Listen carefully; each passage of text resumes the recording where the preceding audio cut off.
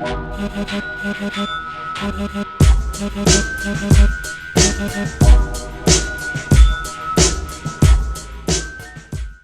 everybody, Burger here, and it is another one of the worst movies on YouTube. And just like the end of every month, it is...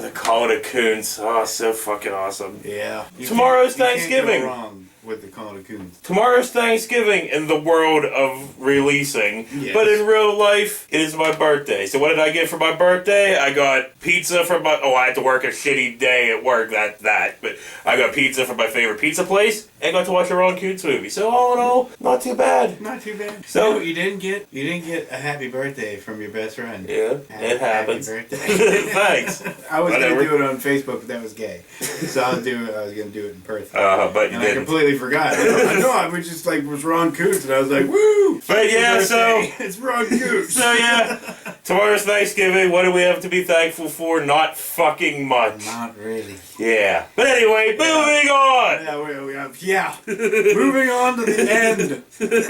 For all of us. So this month's Ron Koontz movie is Prime Suspect. Prime Rib Suspect. So we get the title and this music, of course. Oh yeah. You gotta have that. It's standard Ron Koontz music. How about you shut up so they can hear it?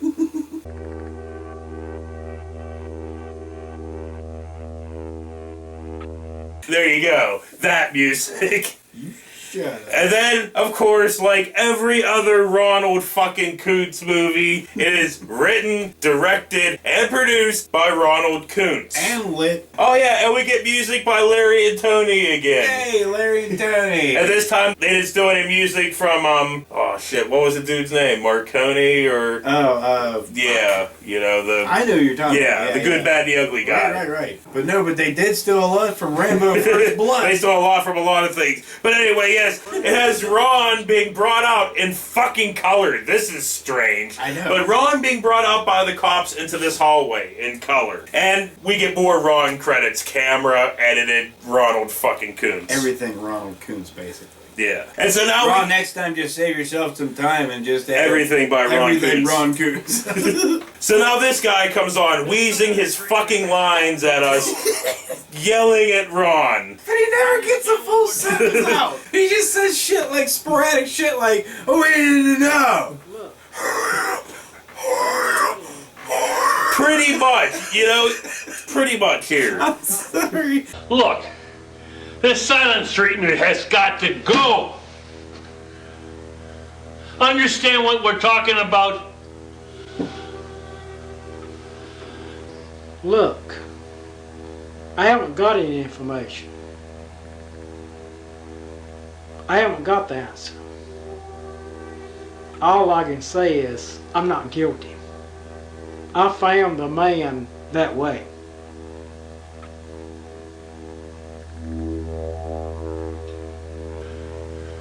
Understand what we're talking about?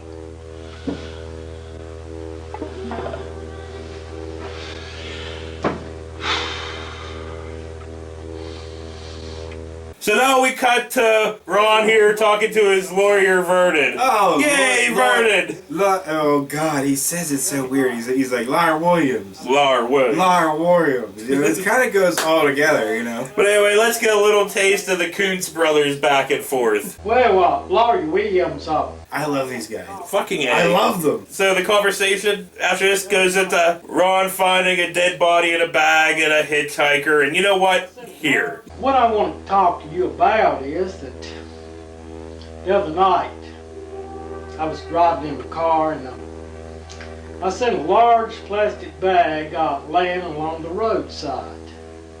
So I stopped to investigate. Inside that bag, there was a body. Well, what it amounts to, his blood stains were on the door handle of the car. All the DNA evidence points to me. I mean, I'm the prime suspect.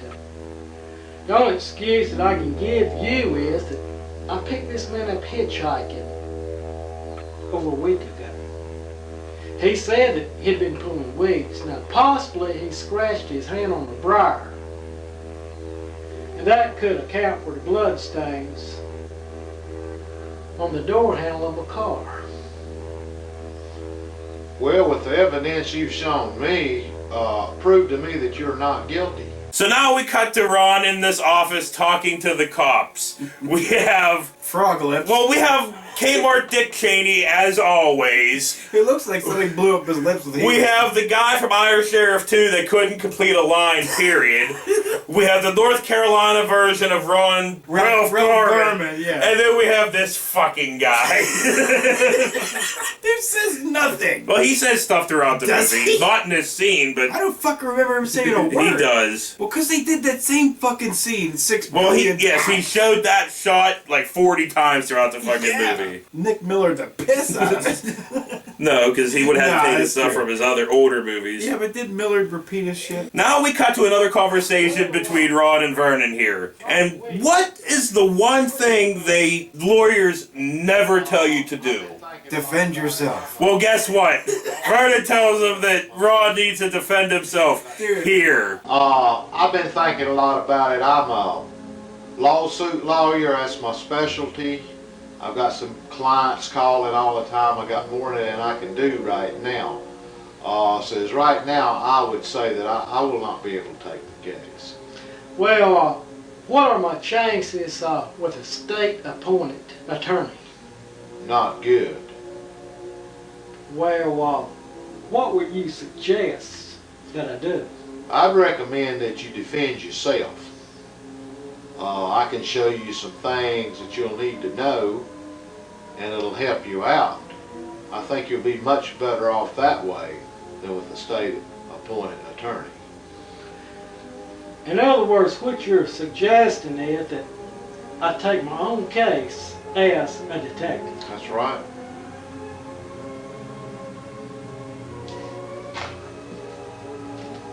Lord Williams isn't that good of a lawyer. Obviously.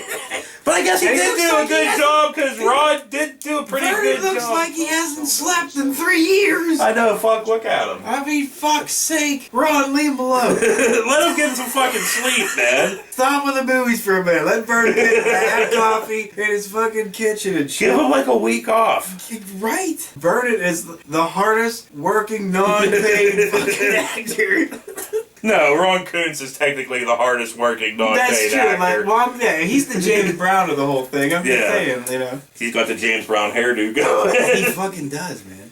Put a cape over him. So it jumps to Ron and Vernon. Now they're having a conversation in a fucking laundry room?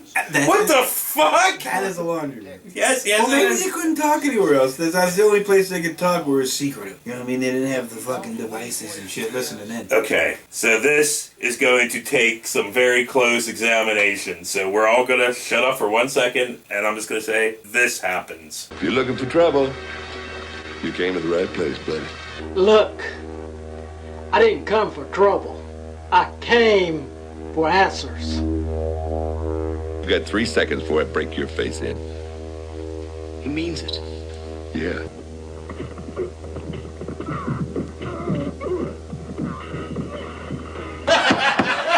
So, did that sound like fucking lines from goddamn Rambo? That was definitely lines from fucking Rambo. But anyway. It was right before they shaved him, and then he was like, what was that one part that was obvious as balls? I don't remember. It doesn't matter because Fuck it, you know. it's paused for a second here. I'm just trying to figure out. Well, it's not paused. It's slowly going by. But how come nowadays Ron is beating up people in a Western movie? I don't know. You know, and he's not even dressed like he's in a Western. He's dressed more like Steven Seagal from Out to Justice. And that's the hardest thing about watching Ron Out Koontz. for Justice. About whatever. watching Ron Koontz movies is trying to figure out what the fuck's going on because he's supposedly having conversations with people and They're- punching people, but they're completely different people from completely different yeah. movies. He punches can all never- kinds you of can- different movies. Because they were supposed to be cops at one point. Okay, so anyway, yeah, I don't know. I'm just moving on. I'm kind of confused.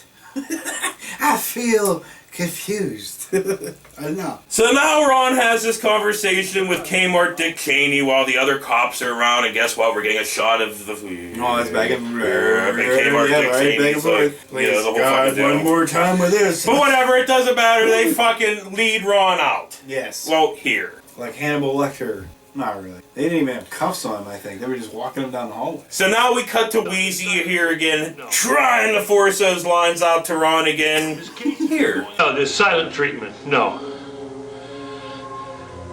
This case has been going on for too long. The information is needed. Too much involved.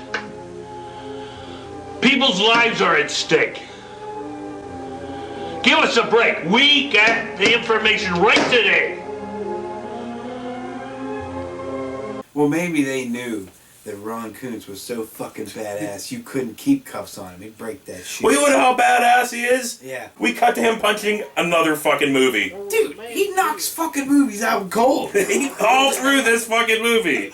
Sometimes he kicks so high he falls on his ass. I love that shit. So now we cut back to Ron and Vernon in the laundry room again, but now they're switched fucking places. It's like, that's fucking strange, and Vernon's just staring into that camera. It's just kind staring into my soul. Right. You're like, Vern, I'm sure go out and get some sun. It's hiding away the whole time. So yeah, moving on, Ron has another conversation with the cops here. There were 2 more murders in this community last night. And I was accounted for. That scuffle in the bar. Thanks to that, you're not going to be able to pin those murders on me.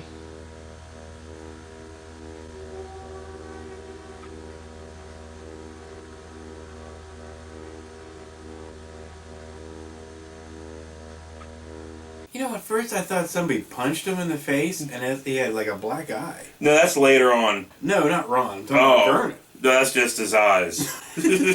So now we cut to the first of many conversations between Ron and Vernon in what I would assume is Vernon's fucking kitchen. Yes. Here. Well, Laurie Williams, I appreciate you inviting me over for this cup of coffee. Now, what's the story? The story is, all the evidence points towards you. All the attention is based around you, and it's going to be up to you to come up with some evidence. Well, I mean, why did they put me behind lock and key? I mean, what then? It's like I said before, I can't do anything.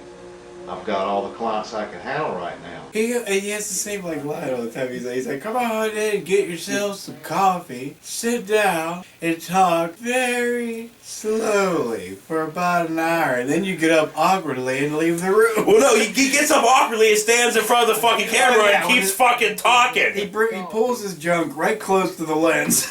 Well, here. Yeah. And then dips. But I love every time he leaves the room or leaves Laura Williams, Vernon, anytime Vernon looks like he's tripping on shrooms. He's just like, we didn't get to that. confused. We didn't get to that part yet because I'm telling He you. always looks confused, like, Oh, yes. why did you just leave the room? We were that just is true, having yes. conversation and you got up and left. So anyway, this is my favorite part of this fucking movie. Bird can attest, I fucking lost it so fucking hard at this part of the movie. But anyway, right? We cut to Ron here, and he's walking with a bag. And he's interacting with this other movie. Here. It's in the bag. Hey, mister, what you got in the bag? I love that. And now we're going to get Ron's response. Don't say anything. I won't. We're just going to Ron's response. This is my crime bag. My fucking crime bag. Crime bag! Dude, I lost it, dude. I Oh swear my to God. fucking God. you fucking fell on the ground laughing. Yeah. Because we just couldn't fathom what he just said. We were like, did he fucking just say crime bag? Well, not only that. Well, here's his explanation. I'm collecting DNA or anything that I can collect to convict a killer. I thought, I'm like, he was like, I get to gather up DNA. He's collecting DNA. And I'm like, wait a minute. So, like, is he gonna get like semen samples and just scrape it into his bag? Not even put it in jars, just drip it all down the bottom, blood, DNA, semen. Well, if you didn't catch it from the scenes earlier, it's the same thing. Ron, not only is he defending himself, he is going around and basically being a detective to free himself. Lawyer Williams told him to do this. Yes. You know? I don't think a lawyer would tell you to do any of this shit. Yeah, go out being your own detective, fuck up the crime scene, and then beat up a guy with your crime bag. Beat up a whole different movie. With your crime bag. With your crime bag, scrape DNA into it, and then dump it on the cop's desk afterwards. Like, look, I found all kinds of DNA. And they're like, wait. That's just semen. You just hold it up. William Lee. He just turns it upward. He goes, bleh. So anyway, Vernon and Dick Cheney here Is this you have semen? Tell us honestly. This conversation right here. I'm dying. Well, Sheriff, don't you think Mr. Lee just might not be your man? Not important what I think. Look, it's our job to protect the citizens against rape, robbery, murder. We can't shut down the whole force just on kind of this case. Well, I think you should focus on other suspects, not just one man.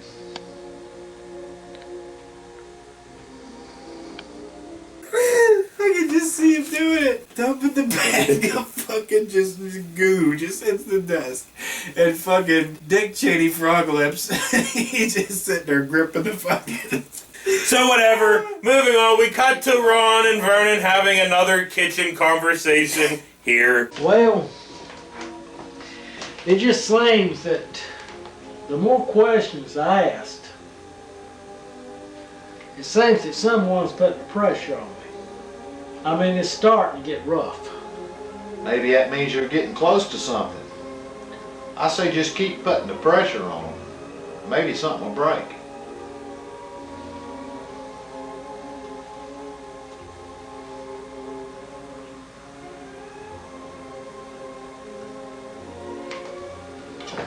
Well, you might be right. I could be on so.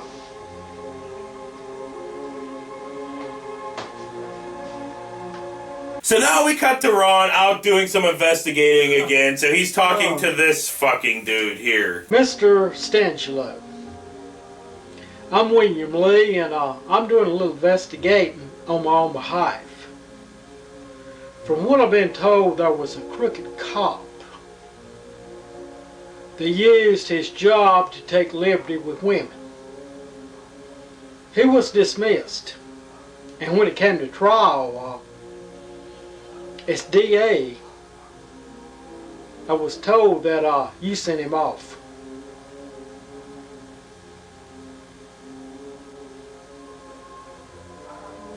I sent him off for a while, and he invited himself on women who would not take no for an answer. What I want to ask, has this man been released from prison? Is he back on the streets? Yeah, he's been threatened to kill me and take advantage of my wife after I'm gone.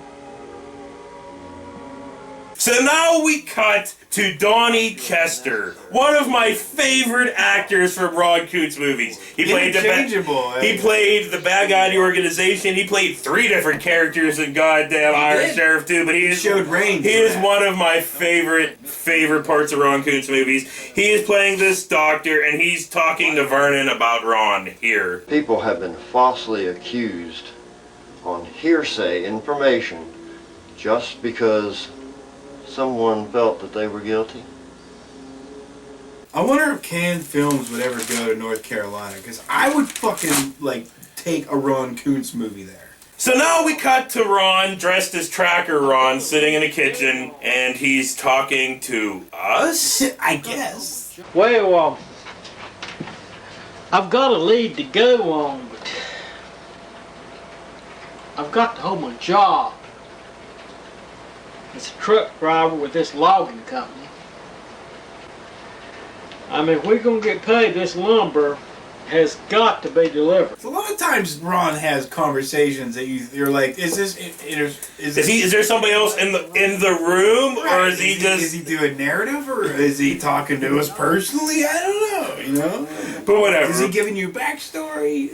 Well, no. What he's giving us is stock footage because we cut the stock footage of lumberjacks, and I'm like, why? Yeah. Why do we have stock footage? I have no idea. And then there's this truck driving down the road. Huh. Yeah. And then it cuts in to Ron in his bedroom, shaking back and forth. And I'm like, oh, he cut himself into driving this truck, and this truck is going super fast, cruising down the road. Yeah, and Ron, the back of this truck is cardboard.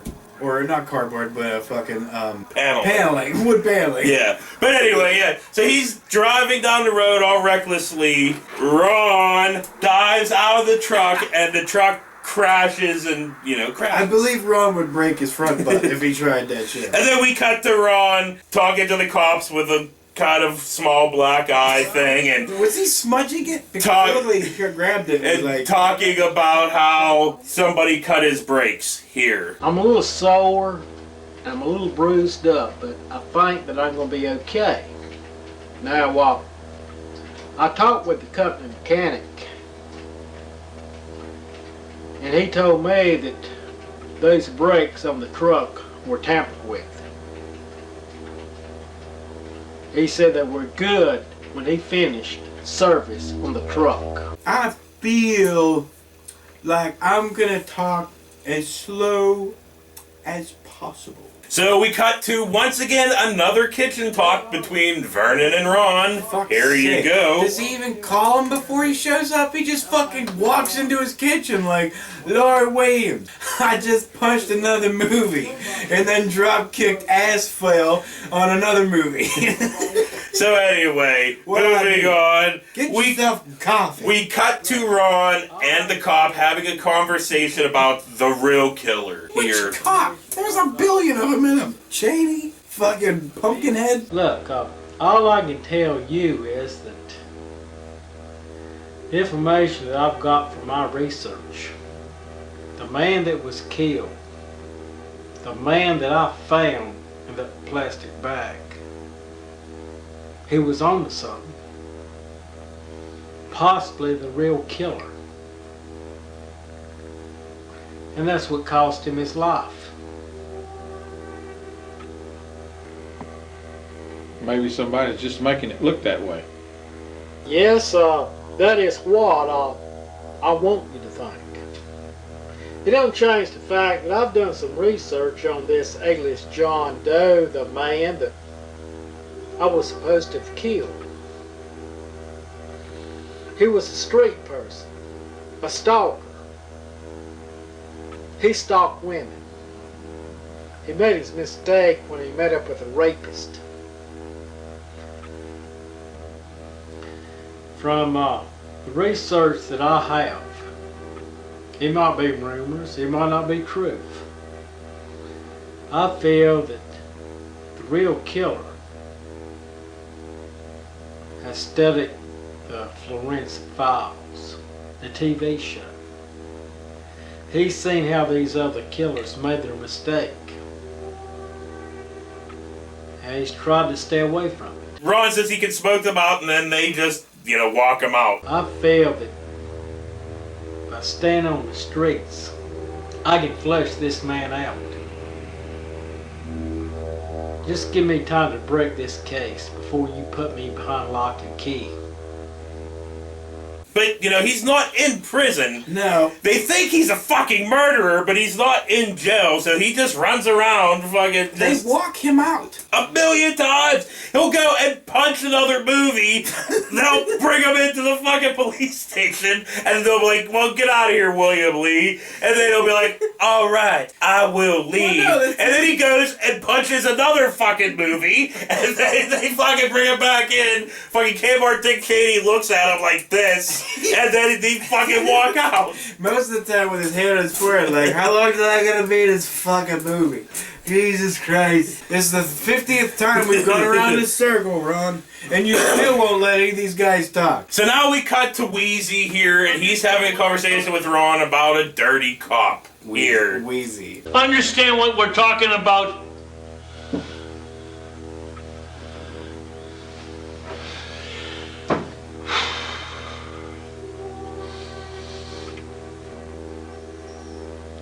Don't you feel that you're barking up the wrong tree? It's just like I explained before. I picked a man up hitchhiking. He said that he'd been pulling wigs. He could have possibly scratched his finger or hand on a briar.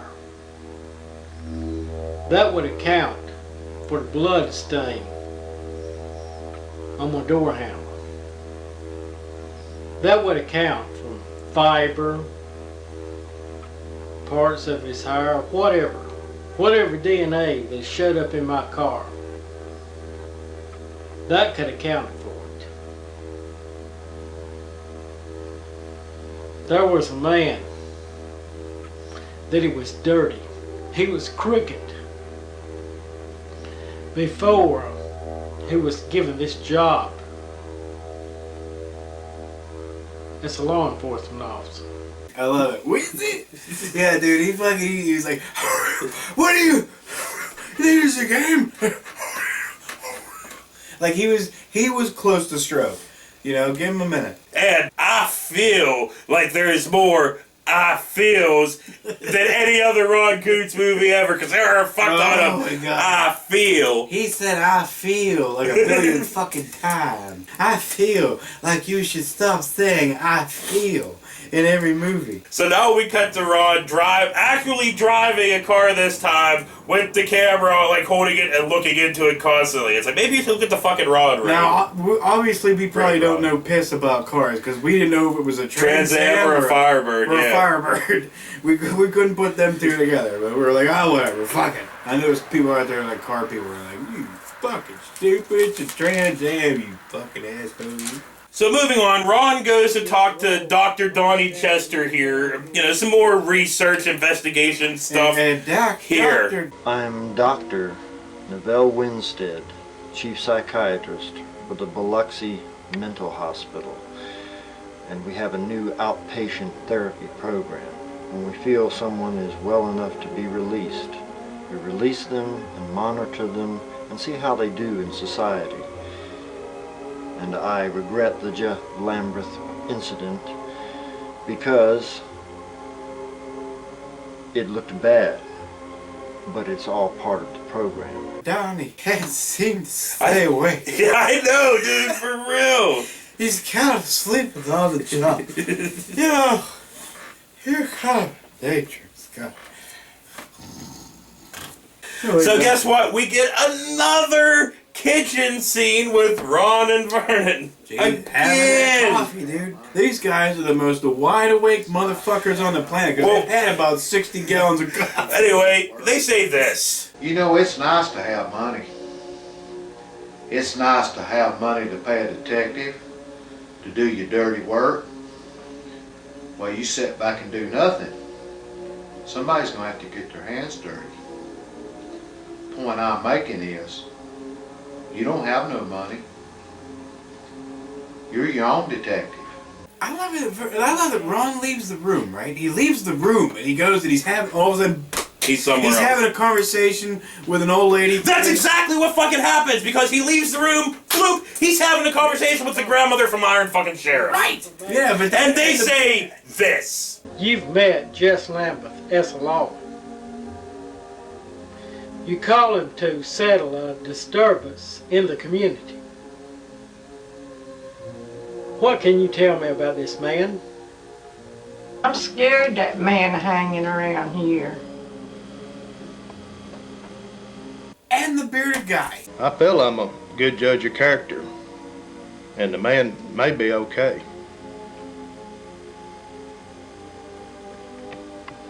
No, that one's the second conversation. I thought they were in the same room. That's later on, a second conversation. You always are. With this one, you cannot be. Yeah, this one did hop around like fucking crazy. A lot. Him punching other movies got confusing. And then having conversations with people in different rooms at different times. And there was only 3 fucking rooms in this movie, so you could never tell what location he was supposed to be Lloyd in. Williams have an office, or does he just have a kitchen? He just showed up to his kitchen. You don't have an office. Like, I would not listen to this lawyer. The first thing he tells you is, defend yourself. I'm no good. Well, okay, fine. If you told him to go defend himself, why does he keep coming back to you for counsel? I don't know. But guess what? He does come back and there's another fucking kitchen talk. Here. I feel that I might be able to break this case, but I don't know that I can do it before they put me behind lock and key. Well, speaking of lock and key, I've got a client that pleaded guilty when he wasn't. And I'm going down to the courthouse to have a little talk with the sheriff department. Well, I won't take up any more of your time today. More coffee, more cream, more sugar, more smokes. And then this scene happens where Vernon and the cops are talking about a forced confession, blah, blah, blah. A foreskin? Exposition. A foreskin exposition. Forced confession. Imagine that conversation. Exposition.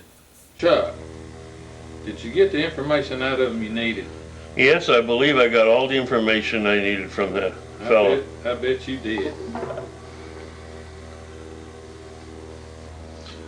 You mean you forced a false confession out of that man? I'm warning you, if you don't drop the charges, I'll have you under investigation yourself. What a shame.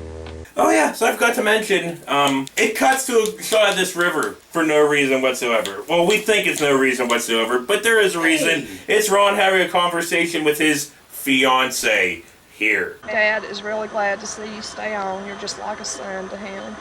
Well, this is just like home to me. Gail, I think a lot of your father, and I would like to be part of the family.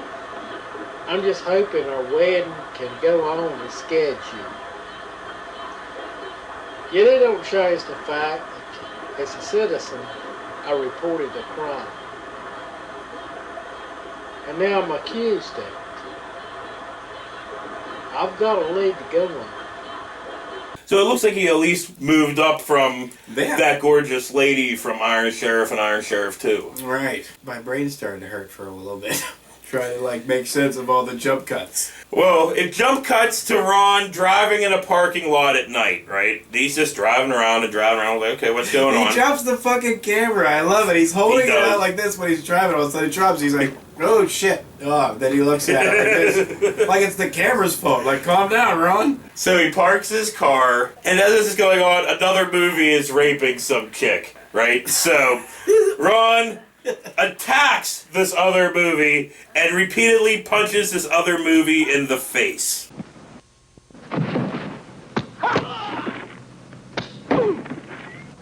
But it's like somebody's lighting Ron's face with a flashlight. So now, moving on, passing up a few things, Ron is walking towards the water and having this introspective moment where he just sits down and fucking voiceovers I love us. when he started walking down. We both said it basically at the same time. Like, this guy's got no ass. Why are we looking at his ass? I don't know. But anyway, here, listen to some of this. We're experts on man ass. Yet nobody believes me. They think that I'm trying to create a make-believe villain in my mind in order to clear myself. Yet I know that I'm not guilty. I know that the killer is out there.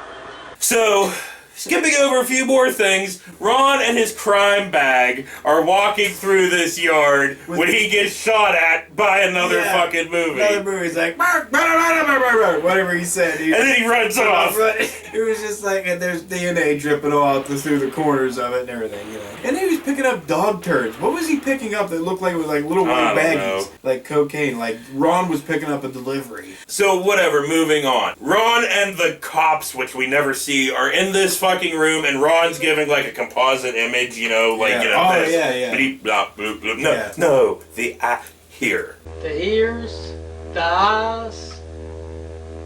All I can tell you is the outer features. I love it because like the fucking mouth kept changing. Like the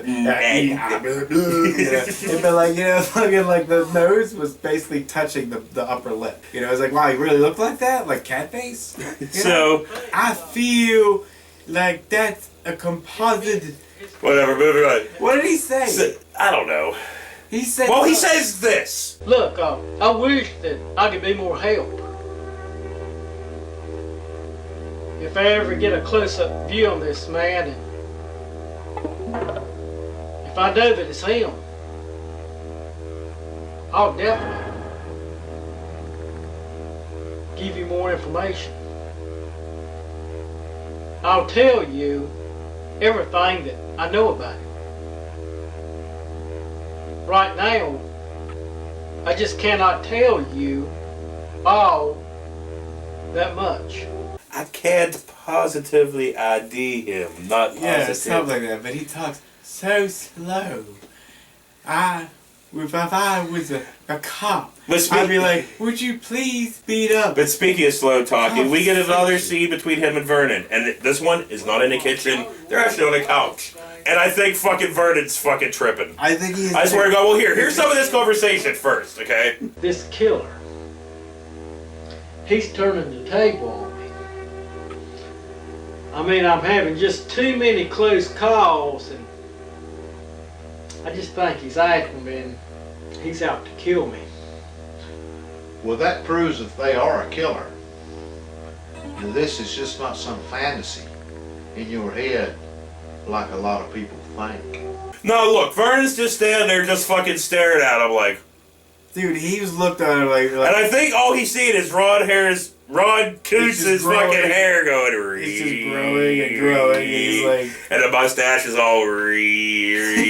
I mean, fuck, dude. I think he's fucking tripping. Mm-hmm. I've seen that look before. So now we cut to this family right there by the river at this picnic. Trying to enjoy a picnic. And Ron walks over, and I'm thinking, I think Ron just started filming these people and just walked over and was like, hey, I'm filming this movie. You mind Do you want to be in it? Yeah. You mind if I sport a chubby too? Because all he does is fucking voiceover over it, and then he walks away, scene fucking over. I know you're like, that's his parents. His parents are doing that. And I was like, his parents are giving him a chubby. So now we cut to Ron yelling at another movie. Well, you know what? Here. Mister, I was told that you cut the brake line on my lumber truck, and it about got me killed. Now what I want to know is, who put you up to it? And if you didn't do it, I want to hear it from you.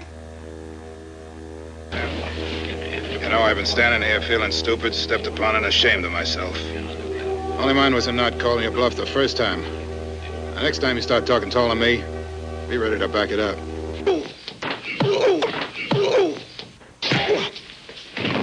Wait, what? It cuts to now Ron and Kmart Dick Cheney. Okay, here. Sheriff, I'm glad that you got these men behind lock and key.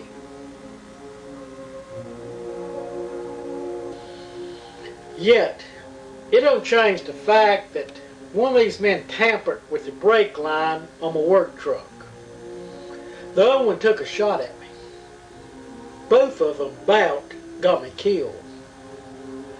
I want to press charges on both these men. And from there, it cuts to Ron and a goddamn Bojangles. I wish we had a fucking Bojangles. You know. But yes, he's sitting there eating a Bojangles. Well, he's having a conversation with dude at Bojangles. Right. Well, this weird music fucking plays here. And he's talking over it, like blah, blah, blah, blah, blah, blah, blah, blah. Well, they're about to hear that if you let them fucking hear it. Here. Meh. I didn't realize his hair was that long, but I was just on the run at the time.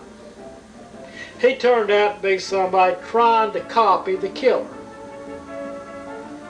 So far, he hasn't killed anybody. And the man that cut the brake line on my truck. He was just somebody I had trouble with at work. So it throws all the suspicion back at me. No, I have no clue what's fucking going on I now. don't know either. He's talking about brakes being cut, and does this guy, just a random guy, obviously he's not, he's one of the guys. He's just trying to enjoy his sandwich and Ron's over there just staring at him, filming him. What do you want, buddy? God. So now we cut to Ron and his fiance having this conversation here. We've got a right to live our own lives. I mean, we're not going to have any life of our own until I clear myself. And if Jess Lambeth is not the guilty party, I don't see a whole lot of hope for us. That we can finally get married. And I can give you some little kids. And then we cut to Ron talking to the old lady from Iron Sheriff again. I kind of like her line delivery here. I get the impression from you that Jess Lambeth is living somewhere around here. I'm scared that man hanging around here. So now we jump cut to fucking Trippin' Vernon and Ron on the couch again. Trippin' Vernon. Having this conversation. When I referred to Jack Lambeth, she said, I'm scared of that man. As if he was still living around here. I believe that Jack Lambeth is living around here under false identity or an alias name, possibly Lamar Craven. And now we cut to Vernon talking to the cops here. I feel that Jess Lambeth and Ramon Craven are the same person. You're right. This does need to be investigated. There's innocent people being sent to prison on hearsay evidence. I just want to move the fuck on, man. My God. Yeah. But anyway, moving on, because this brightens up the rest of this movie. Yes. Cuts to Ron talking to my old favorites, man. You got beard guy, chimp ripped off face, shrunken head, and this new guy. Who the fuck's this new guy? I don't know. Fuck him. But whatever. Here, I'm just gonna play this. I'm gonna play this scene. I'm like, yeah, fuck him. No, I don't want to be fuck him. I don't want to be all mean. Gentlemen, I've got reason to believe, under the information that I've gathered, that Jess Lambeth is living in this area under the name of Lamar Craven. Now, we don't know that he's guilty of these crimes. We don't accuse an innocent man. Yet, we still got to be on guard. You need to be on guard, and you need to keep eye on your families. Hey, listen. We can all kill this man and get by with it if we all stick together. No, we do not want to kill this man, because if we do, we'll be just like him. No, I'm going to try to capture this man, make a citizen's arrest, turn him over to the sheriff, and hopefully they'll search his house and maybe they'll come up with something. I understand he lives in the wooded area, so I'm going to be looking for him.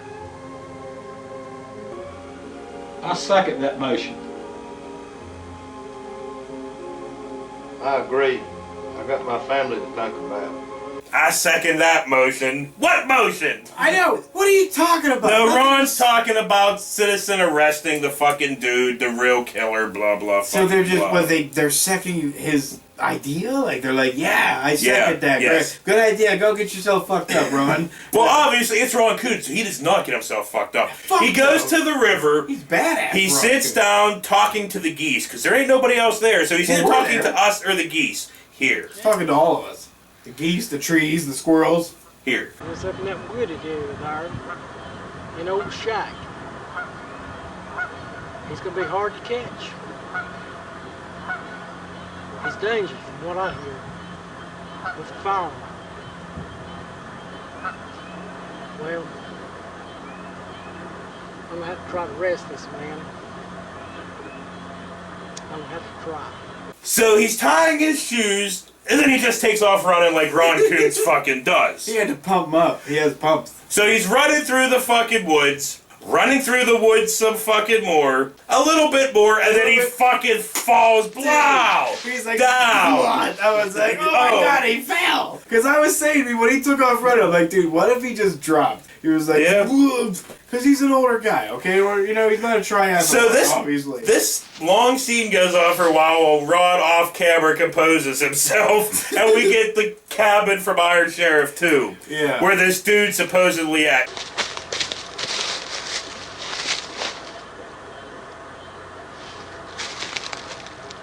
Chess. He's not gonna be easy to take. He's got that rifle with him.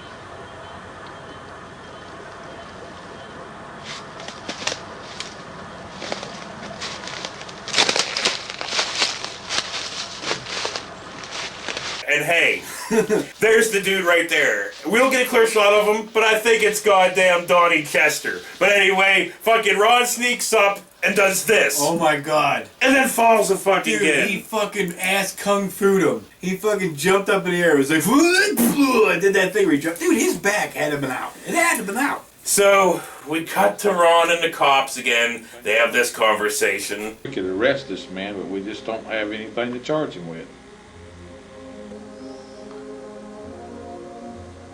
I just feel that that's their man. That is their man. We get this fucking shot again. Oh, yeah.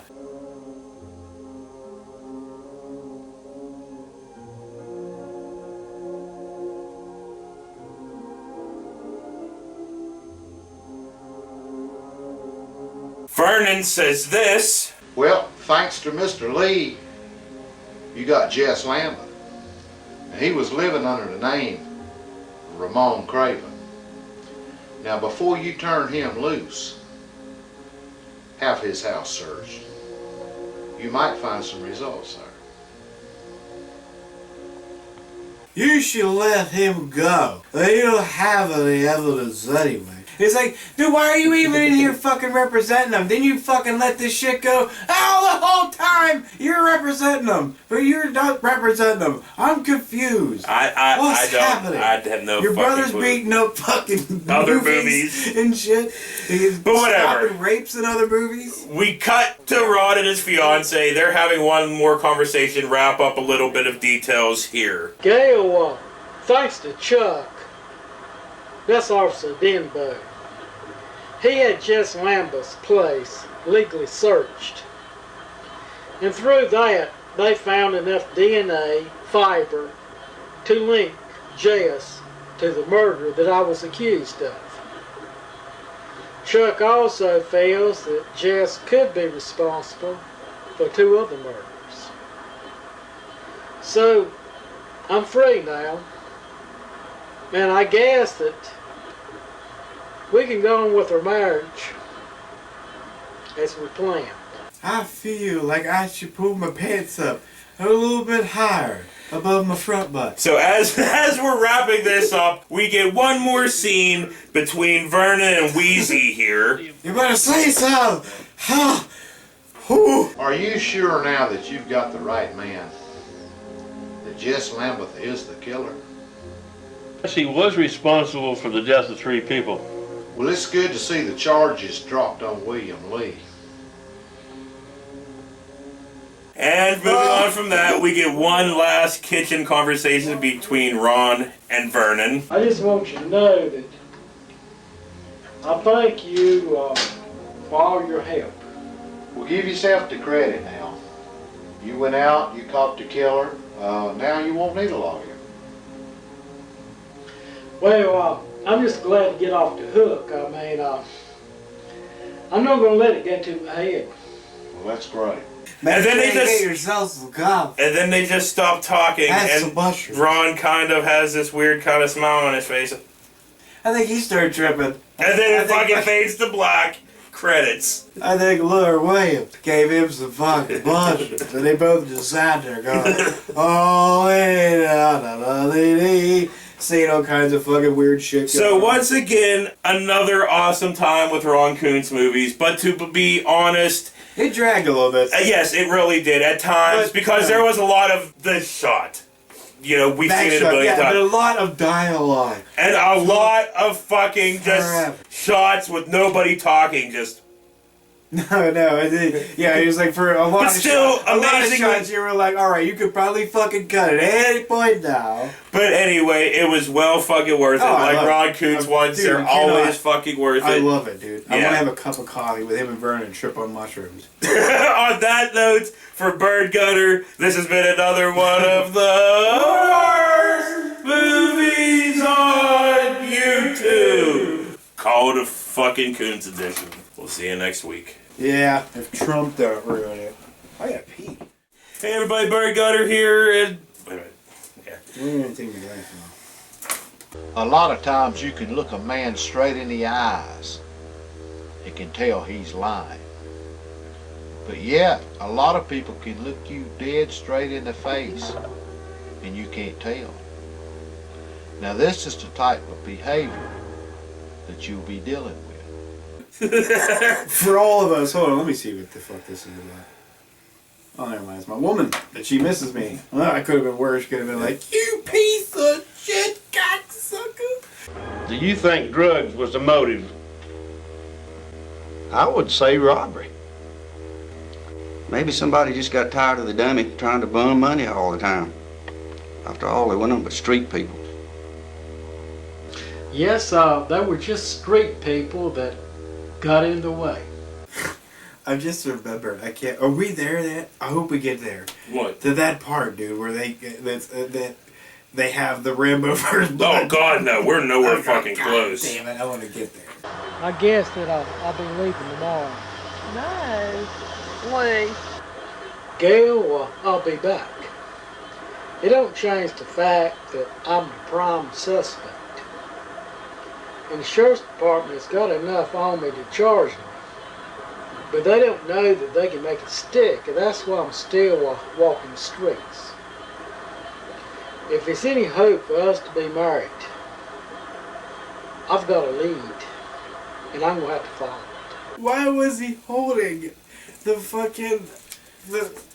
telephone wire the whole goddamn time? Well, we'll get back into that too, but He never moved his head. Okay, so he wasn't the person that I was looking for. It don't change the fact he's no angel. We just brought this gentleman in, didn't we?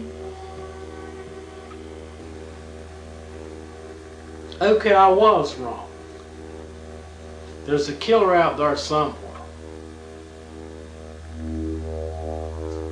And he killed that person that I'm accused of to cover his tracks. But whatever, moving on. Ron! So moving on, Ron... Can you imagine Ron Koontz having a conversation about foreskin exposition? I tell you, it's getting rough. It sounds pretty tough, but sounds like you could be stumbling onto something here.